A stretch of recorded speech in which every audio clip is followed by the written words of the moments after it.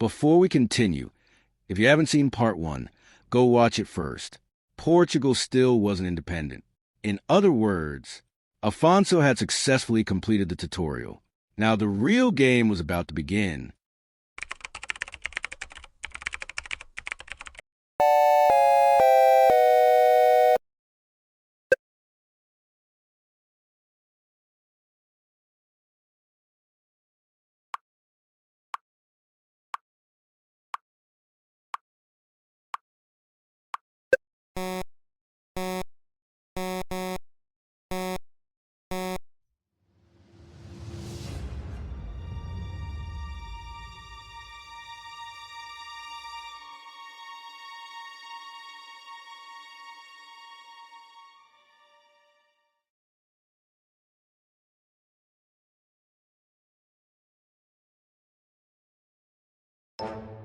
So sit back, because today we're going to see how a rebellious young count transformed himself into one of the most legendary rulers in Portuguese history.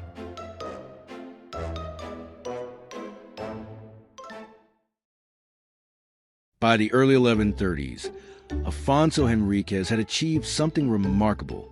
He had defeated the faction that controlled Portugal. He had taken power. He had the loyalty of many Portuguese nobles. And he had absolutely no intention of remaining an obedient count forever. The problem was that medieval Europe already had plenty of kings, and none of them were particularly eager to see a new one appear, especially when that new king happened to be one of their vassals. To understand Afonso's situation, imagine a junior manager walking into the office and announcing, "I've decided this department is now its own company." The board of directors tends to have questions, and in this case, the board of directors was the Kingdom of Leon. Its ruler, Afonso VII, considered himself one of the most powerful monarchs in Christian Iberia. He certainly did not look at Portugal and think, "You know what? Another kingdom sounds like a fantastic idea." So Afonso Henriques found himself in a difficult position. He needed victories, not just military victories, symbolic victories. The kind that convince everyone else that history is moving in your direction. Fortunately for him, the frontier provided opportunities. South of Portugal lay territories controlled by Muslim rulers. The frontier was never quiet, and ambitious rulers saw it as a place where glory could be earned. Afonso was one of those rulers. Throughout the 1130s, he launched campaigns deeper into contested territory. Each success strengthened his reputation. Each victory attracted more followers. Each captured fortress made Portugal look a little less like a county and a little more like a kingdom. But then came the event that would transform Afonso from a powerful noble into a legend.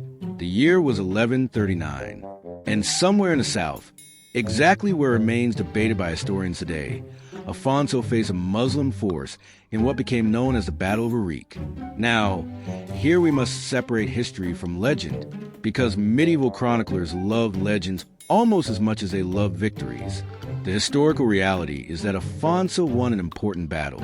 The legendary version is considerably more dramatic. According to later traditions, Afonso faced overwhelming odds: 5 Muslim kings, a vastly larger army, a battle that seemed impossible to win. Then, according to the legend, he received divine encouragement before the fight. The kind of story medieval writers absolutely adored. Historians cannot verify those miraculous details. What they can verify is something equally important. After Henriques, Afonso's prestige exploded. This victory became a turning point.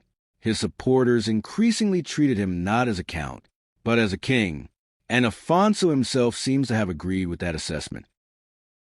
Declaring yourself king is one thing. Getting everyone else to agree, that's an entirely different battle.